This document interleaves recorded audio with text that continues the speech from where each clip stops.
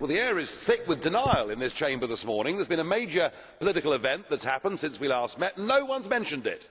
Italy had an election, and 55% of the electorate voted for Eurosceptic political parties. Indeed, Mr Grillo's movement managed to get 26%.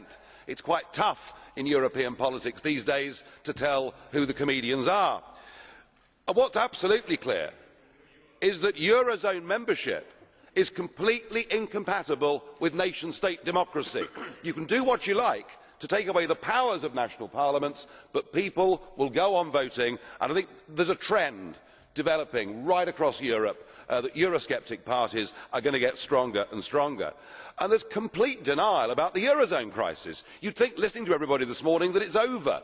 You know, Mr Barroso comes out with a technocratic speech that everything's fine and dandy. Mind you, far better than the unutterable drivel we had from Olli Rehn yesterday, which sent many members to sleep.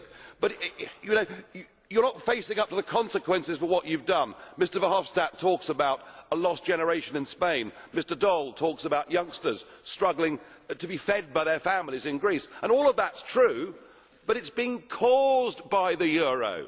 And that is what you're failing to recognise. The Eurozone has been a complete economic disaster. And the other thing that you're not ever going to face up to... Verhofstadt, trotzdem, Sie müssen sich... Mr Verhofstadt, please. It's okay. Okay.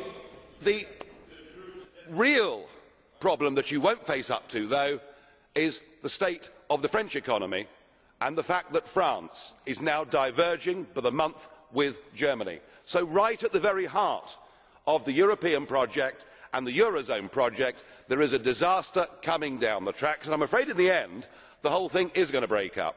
But I would also point out you're in denial over Romania and Bulgaria. Those countries are racked with corruption and organised crime. They should never have been allowed to join the European Union.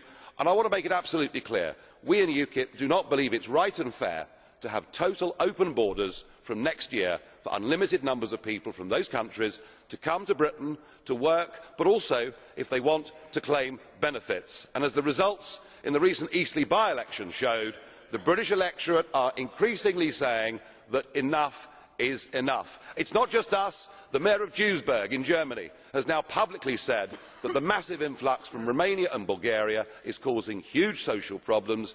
Ladies and gentlemen, we've got to face up to it.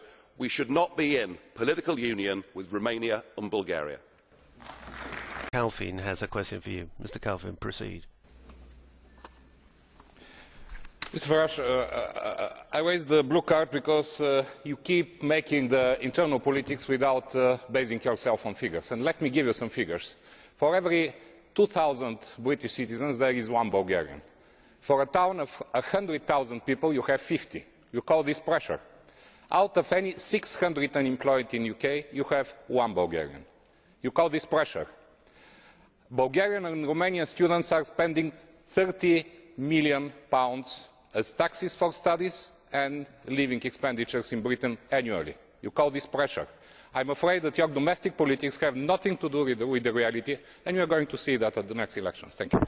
Well, thank you. Let me give you some figures, not ones that I really feel comfortable talking about. They're so shocking. There are 68,000 Romanians living in Britain. And over the course of the last 5 years, in just one police area, the Metropolitan Police, there have been, believe it or not, 27,000 arrests of Romanians. Over 90% of ATM fraud that takes place in London is now being committed by Romanian criminal gangs. And that's just the Met. We haven't got the figures from across the rest of the country. And whilst with immigration you can get good people that come from other countries, you can also get bad people. And the point I made in my speech, sir, is that Romania and Bulgaria, I'm afraid, are in the grip of organised crime, and we don't want those people coming into our country.